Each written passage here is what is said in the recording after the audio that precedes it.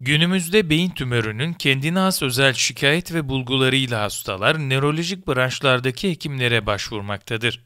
Bu hekimlerin yaptığı iyi bir öykü, nörolojik muayene ve ilgili görüntüleme yöntemleriyle kolaylıkla beyin tümörü teşhisi hızlı ve çabuk konulmaktadır.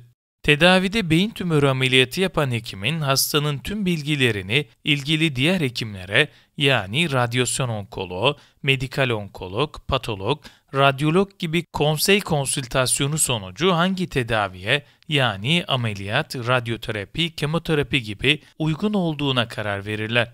Sonuç olarak beyin tümörünün tedavisinden korkulmayıp teşhiste geç kalmadan korkulmalıdır. Medikal Park Hastanesi Beyin ve Sinir Cerrahisi bölümünden operatör doktor Ramazan Fesli, beyin tümörünün 10 önemli belirtisini anlatarak şu önemli uyarılarda bulundu. 1. Baş ağrısı. Özellikle geceleri olan baş ağrısı. 2. Baş ağrısına eşlik eden bulantı ve kusma. 3. Bilinç kaybı ve bilinç düzeyindeki bozukluklar. 4. Daha önce hiç olmadığı halde nöbet, SARA geçirilmesi. 5. Vücudun bir kısmında duyu ve kuvvet kaybı olması uyuşukluk. 6. Kısa zamanda gelişen görme kaybı, çift görme veya işitme kaybı. 7. Hafıza ve davranış bozuklukları. 8. Konuşma bozuklukları. 9. Dengesizlik, yürüme problemleri. 10. Hormonal bozukluklar ve buna bağlı klinik semptomlar. Erken ergenlik, el ve ayaklarda büyüme, adet döngüsü bozuklukları, hipertiroidi, kortizol yetmezliği veya fazlalığı yer almaktadır. Beyin tümörünün belirtilerini paylaştıktan sonra şimdi kaç tip olduğunu açıklayacağız. Beyin tümörleri birincil beyin tümörü ve ikincil beyin tümörü olmak üzere ikiye ayrılırlar.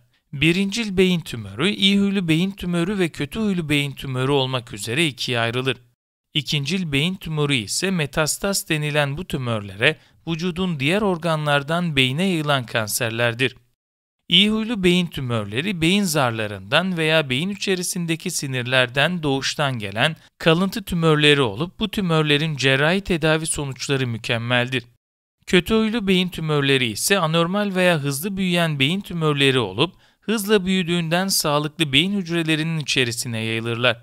Bu tümörlerin tedavi sonuçları tümörün yerleşimine, genişliğine, beraberindeki risk faktörlerine bağlı olarak değişmekle birlikte yaşam süresi uzatılmaktadır.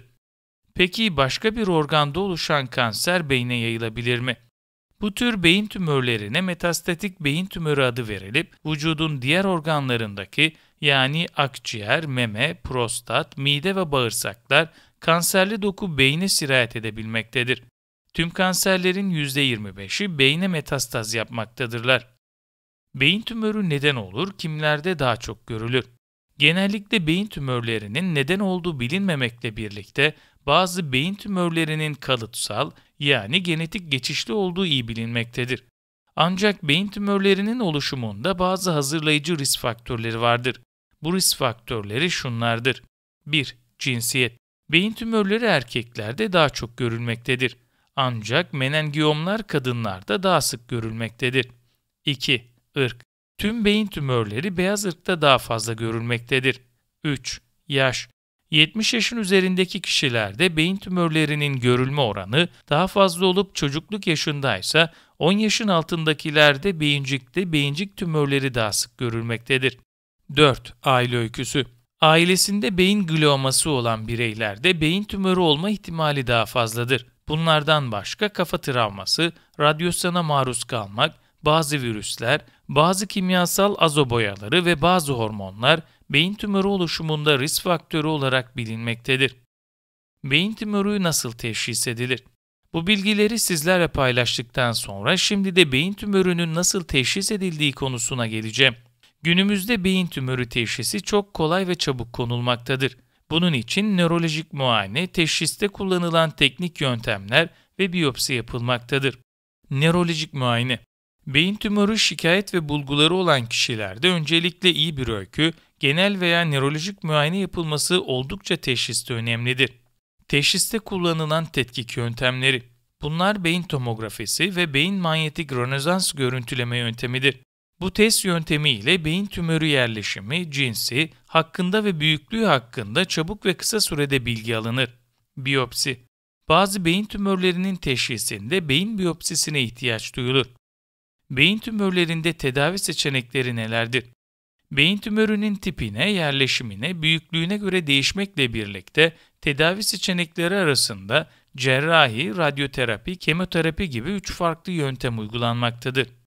Hangi beyin tümörlerinde cerrahi girişim yapılmaktadır?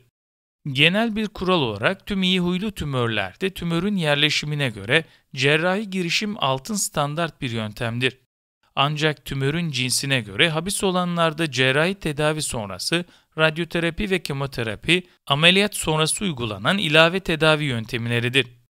Beyin tümörü ameliyatlarında başarı oranı nedir? Genel bir kural olarak iyi huylu beyin tümörleri cerrahi ekibin tecrübesi uygun olarak tümörü tamamı alınabilen hastalarda sonuçlar mükemmeldir ve başka bir tedavi seçeneğine gerek yoktur. Ancak kötü huylu beyin tümörlerinde tümörün tamamı ameliyatla temizlenemezse ameliyat sonrası radyoterapi ve kemoterapi uygulanır. Bu grup tümörlerde her 3 tedavideki amaç yaşam süresini uzatmaktadır. Beyin tümörlerinde radyasyon tedavisi nasıl yapılır?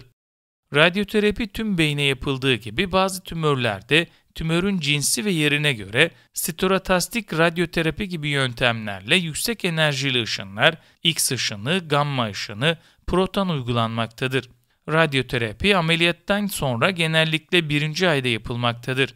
Bu tedavinin amacı tümör hücrelerini öldürmek ve büyümesini baskılayabilmek için uygulanmaktadır.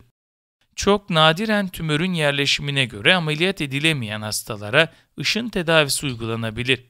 Radyoterapinin uygulama şeması tümörün tipine, çapına ve hastanın yaşına, nörolojik bulgulara göre değişir.